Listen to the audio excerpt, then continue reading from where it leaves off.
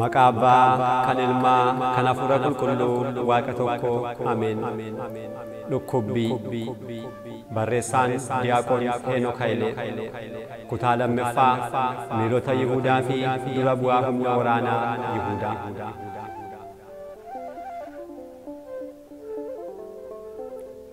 Yihuudaan Gooftaa keenya dabarsee kennuuf Yihuudota waliin kan waliif galee guyyaa roobii ture. Walii galtee kana taasisee akkuma xumureen gara waldaa Gooftaa fi duuka bootaatti deebi'e. Roobiirraa kaasee hanga kamisa galgalaatti waayyoo akka hin uumamne taasisee Gooftaa duratti dabarse. Kunis sirriimatti Yihuudaan nama fokkeessaa fi hamaa akkamii akka ture agarsiisa. Qulqulluun Phexros haalonni turan isa sodaachisanii Gooftaa isaa yeroo sadaffaaf hin beeku jedhee erga ganee booda Gooftaan keenya yoo xiqqoof ol jedhee waan isa laaleef qofa fuula Gooftaa isaa ija dabinaan ilaaluu dadhabee boo'ichaan dhimmimmaan isaa dhangalaasaa gibbii ala bahee ture. Yihuudaan garuu dabarsiisa kennuuf sa'aatitti walii galee kaasee sagalee isaa dhoksatee Gooftaa keenya waliin akkuma durii yeroo taa'u yeroo tokkoof illee hin qaanofne. Hubadhaa. Yaada mataa isaatiin burqisiisee mataa isaatiin gara walga'ii Yihuudotaa deemee qarshii argachuuf abdii argatee erga dhufee booda ija Gooftaa keenyaa laalaa dabarsee kan si kennu ana ta'aa jedhee gaafachuuf illee ija jabina qaba ture. Sa'aatii sanatti akka daattaaniif abiroon lafti banamtee kan isa liqimsin arrabni isaa gurooroo isaa waliin kan walitti hin hidhamin salphisuu fi tuffiitiin Gooftaa dhugaatti kan dubbatan hidhiiwwan isaa soboon hin hidhamin hafuun isaanii obsa Uumaa keenyaa ni dinqisiifanna. Hundumaa kan beeku Gooftaan garuu Yihuudaan sobuuf yaaluu isaa beekus ati fakkeessitu jedhee san salphisne. Raajichi Waaqayyoo Elsaan garbichi isaa Giyaas gatii isaaf hin taane labsii isaarraa kan fayye ni'imaan isa Sooriyaarraa fudhatee mana isaatti geessee erga dhoksee booda waayyoo akka hin uumamne fokkaatee dhufee dura isaa yeroo dhaabbatu yaa Giyaas eessaa dhufta jedhee gaafatee ture. Giyaazis ani garbichi kee eessayyuu hin deemne jedhe. Elsaanis lapheen koo si waliin deemneeree jedhee kan inni raawwate akka irratti bara ergatti himeen booda labsiin ni'imaan sirrattis ni maxxana jedhee yeroo abaaru akka cabbii labsii ta'ee deeme. Lammaffaa Seenaa boqonnaa 5 lakkoofsa 20 hanga 27. Duuka buutichi Phexrosis Anaaniyaa fi Saphiiraa kan jedhaman abbaan manaa fi manaa qarshii isaanii mana isaanii dhoksanii hafuura qulqulluu sossobuu fi fakkeessuun dura isaa dhaabbachuuf yeroo yaalan Waaqayyoon malee nama sobne jechuun jecha lubaan dubbatee dhaayichaan akka du'an isaan taasiseera. Hojii ergamootaa boqonnaa 5 lakkoofsa 1 hanga 10. Waaqni raajotaa fi duuka bu'ootaa Iyesuus Kiristoos Elsaa'ii fi Phexros caalaa keessa laphee kan beekuu fi adabuu kan danda'udha.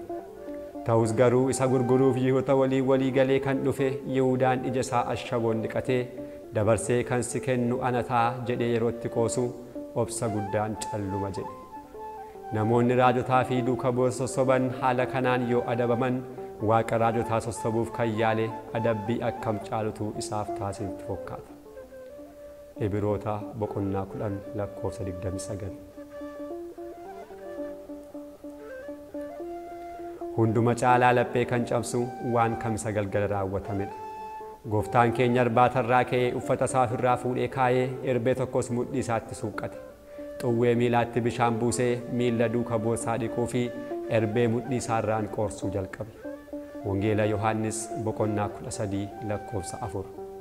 Akka aadaa saboota Israa'elitti miila dhiquun hojii garbootaa yoo ta'us mootiin samiif lafaa garuu gad of qabummaan akka garbichaa ta'e. Tokkoffaa Saamu'eel boqonnaa 25 lakkoofsa 41. Gooftaan keenya gad jedhee miila duuka bu'ootaa yeroo dhiqu Yihuudaanis dhiqachuuf tartiiba isaa eeggachaa ture. Gooftaa keenya gurguruuf walii galee boorumtaa isaa Gooftaan keenya gad jedhee miila isaaf dhiqe. Kan isa qabsiisuu miila Yihuudaas qortuus ni dhiqe akkuma jedhu gibra himaamaatiin kan kamisaa.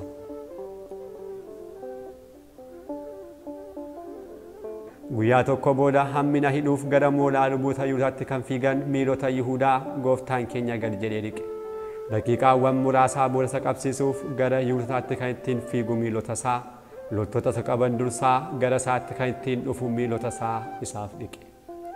Ammam guyyaa boorumtaa isaa miilonni isaa akka waraanamaniif dabarsee kan kennu isa ta'uu isaa beekus nama kan jaallatu Kiristoos garuu Yihuudaas qortuu yeroo xumuraaf miila isaa dhiqeef isa geggeesse. akka raajicha Daawit maaloo dhiifama kee akkam baay'iste jechuurraan kan hafe arraba kamiin dubbachuu dandeenya. Gooftaan diinota keessan jaalladhaa nuun jedhe dabarsee kan isa kennu miila Yihuudaa yeroo dhiqu arguurra kan caalu laphee keenya haalootiin madaa'uuf qorichi jira laata. Yaa Yihuudaa mee yoo tokko nutti himi Gooftaan kan jedhee miila kee yeroo siif dhiqu akkamitti si dandeessise Waaqni miilonni isaa bakka dhaabbatanitti isaaf sagadamu miila kee yeroo dhiqu xiqqooma isheellee sitti hin dhagahamne uumaati miila isaaf dhiquun siif hin danda'amne miila kee yeroo siif dhiqu osoo laaltuu lapheen kee akkamitti jabaate. Yohaannis cuubbaan Gooftaa hidhaa kophee isaa hiikuu illee anaaf hin ta'u jedhe gad jedhee yeroo siif dhiqu akkamitti lapheen kee gaabbiin hin cabne. Gaafa roobii dabarsitee isa kennuuf waliif galtee dhufte gaafa kamisaa gad jedhee yeroo siif dhiqu akkamitti hin dhiphanne. Waa Yihuudoota waliin dudubbatte nattaafu jechuuf Gooftaan keenya miila kee jalatti kufee sa'aatiitti siif dhiqe kan caalu yeroo itti yaadu eessa argama. Jaalala isaa keessatti hamminni kee gad of qabummaa isaa keessatti ol of qabummaan kee akkamitti sitti hin mul'anne akkamittis miilota kee kennitee osoo hin yaaliin dhiqsiifatte. Qulqulluun Phexros iyyuu yaa Gooftaa koo ati akkamitti miilota koo dhiqta jedhee dhiphatee gaafatee ture. Miila koo bara baraa hin dhiqtu jedhees ittisee ture. Laphee cufamaa kan ta'e Yihuudaan garuu calliseetuma miilota isaa kenne. Waaqa ganee of jalatti gad ilaalaa yeroo xiqqoof illee lapheen isaa hin deebine. Duuka bu'oonni miila isaanii Gooftaan dhiqeen sodaatanii yoo fiiganis booda garuu gaabbiin itti deebi'an. Miila isaanii harka Waaqaan dhiqameen osoo hin nuffiin addunyaa naanna'anii wangeela isaa barsiisanii hanga du'aatti amanaman. Miila isaanis akka maqaa isaanii duuka bu'oota yookiin deemtu taasisan. Yihuudaan garuu miila isaa harka Waaqaan dhiqameen gara Yihuudaatti deemuun daandii waraanaa Gooftaan ittiin gidirfamu dursee deebi'e. Maaloo kan hin salphanne salphataan Yihuudaas salphise. Sirna qulqulleessaa Yaaqoob isa siruuga.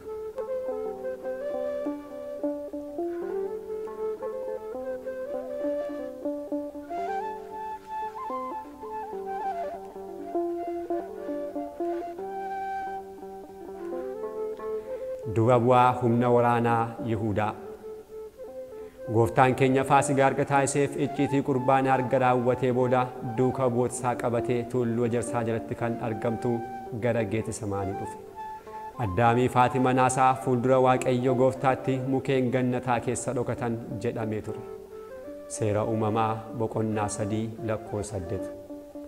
Mukeen gannataa keessa kan dhokatan Addaamii fi Hewaanin fayyisuuf kan dhufe Gooftaan keenya mukeen Geetesemaanii gidduutti dhiphina guddaatiin kadhate. Muddama isaa keessatti cimsee kadhachaa ture dafqi isaas akka coba dhiiga lafarratti bu'uu ture. Wangeela Luqaas boqonnaa 22:44. Gara lafarraa uumamtetti hanga deebitutti dafqa fuula keetiin buddeena nyaatta jedhee murtee Addaam irratti murteesse mataa isaa irratti taasisuuf dadhabbii guddaatiin dafqi isaa lafarratti bu'e.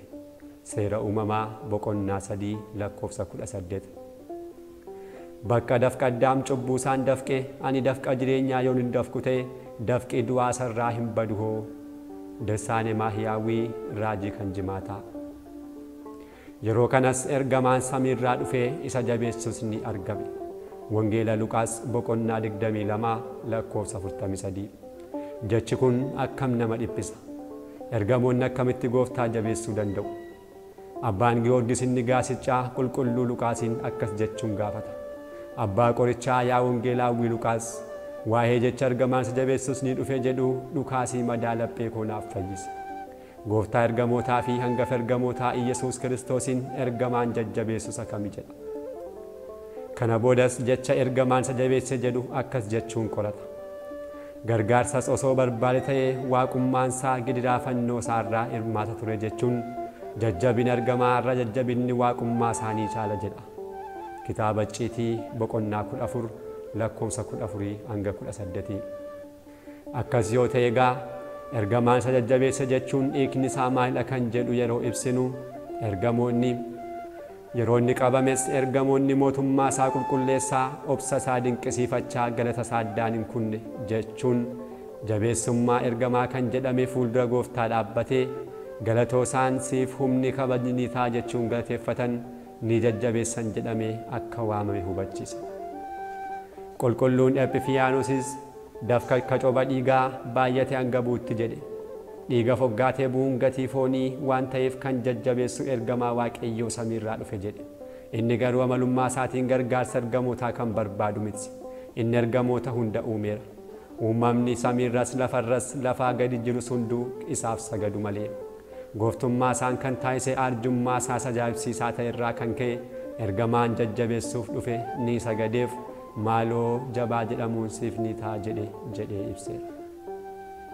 Ergamoota waliin ta'uu kan taate manni kiristaanaa keenyaa ergamoonni yeroo gidiraasaa Gooftaaf kan dhiyeessan galatoo kana torbee dhukkubbii keessa ijoollee ishee waliin yeedaloon jechaa sagaddi.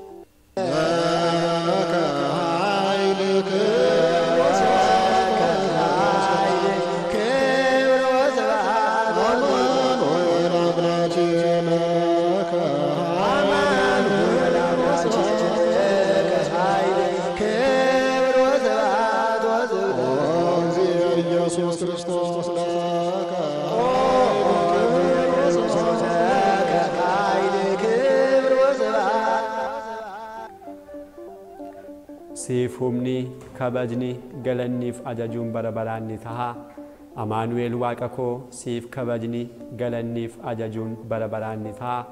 Yaa Gooftaa koo Iyesuus Kiristoos siif kabajni galanniif ajajuun bara baraan ni ta'a.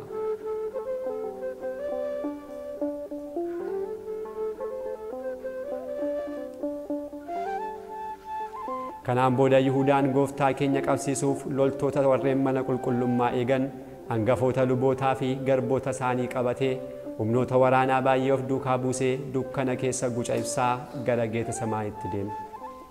Qulqulluun Phexros Yesuusin warreen qabaniif geggeessaa isaanii kan ta'e waa'ee Yihuudaa jedhe akkuma dubbate Yihuudaan geggeessaa mana kiristaanaa ta'ee muudamee osoo jiru geggeessaa humna waraanaa hoogganaa kumaa ta'ee dhufe. Hojii ergamootaa boqonnaa 1:16. Ergamootaan kabajamee deemurra loltootaan kabajamuu jaallate. Hangafa luboota kakuu haaraa Kiristoosii fi luboota warreen duraa waliin ta'uuf filatamee osoo jiru lubummaan isaanii kan dabarte hangafa luboota oriitii waliin ta'uu filate. Lafarrattis samiirrattis hidhuuf aangoon kan isaaniif kenname waliin lakkaa'amu tuuffatee lafarratti qofa hidhuu kan danda'an humnoota waraanaa waliin hiriire. Luba aangoon hafuuraa isaaniif kenname ta'e osoo jiru aangoo mataa isaa tuuffatee aangoo foonummaa kanneen qabaniif kabaja kennuun kunoo fudhadhaa jedhee mataa mana kiristaanaa dabarsee kenne. Kaayyoo Gooftaan kee ittiin qabamu kan karoorsee fi humnoota waraanaaf ajaja jalqabaa fi kooddii dhoksaa kan isaaniif kennu isuma mataa isaa Yihuudaa ture. Qajeelfama kan hin dhungaddu sadhaa qabaatii eeggachaa fudhaa deemaa jedhu dursee isaaniif dabarsee ture. Wangeela Maarqos boqonnaa 14:44. Kanaaf akkuma waadaa isaaniif galeen gara Gooftaa keenyaatti dhiyaatee yaa barsiisaa nagaan siif haa ta'u jedhee dhungate. Wangeela Maarqos boqonnaa 14:44. Wangeela Maatiyos boqonnaa 26:48.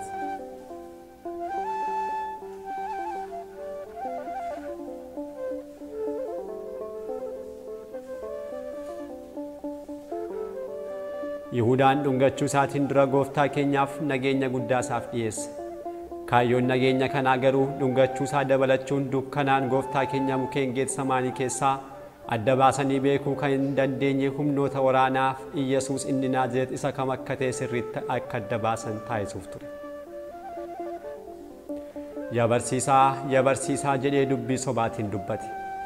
Waamicha Rabbii yookiin yaa barsiisaa jedhuun kan gammadanii fi gabaa keessatti nageenyaaf yaa barsiisaa jedhamanii waamu jaallatu jedhamee kan isaaniif dubbatame akka barreessotaa fi fariisotaa Gooftaa keenyaan sobuuf yaada. Arrabni hamminni lapheesaa keessa osoo jiru jaalalaan dubbatu meeshaa suphee meexii daanda'een uwwifame akka ta'e Yihuudaan hin hubanne. Wangeela Maatiyos boqonnaa 23:71, kitaaba fakkeenyaa boqonnaa 26:23.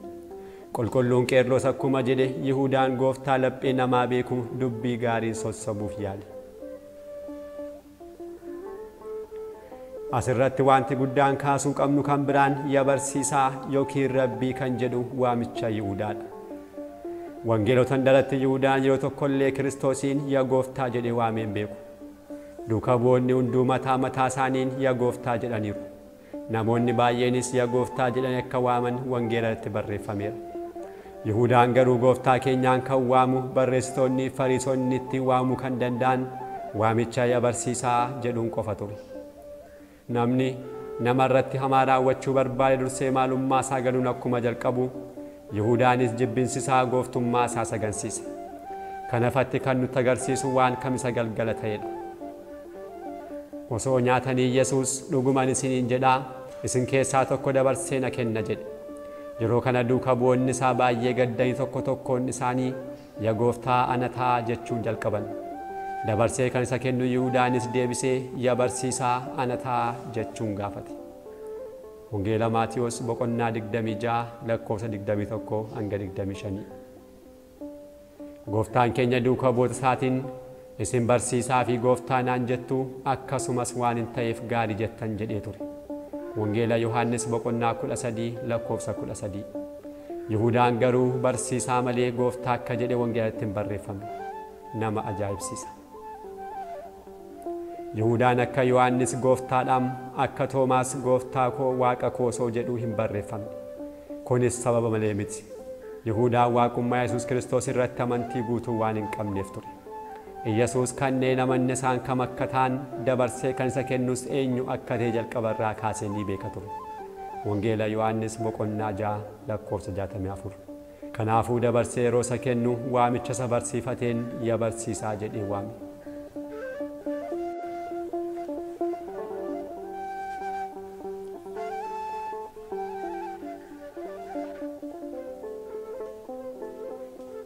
Kutaa taanuun hanga deebinutti nagaa Waaqayyootiin turtii gaarii galanni Waaqayyoof.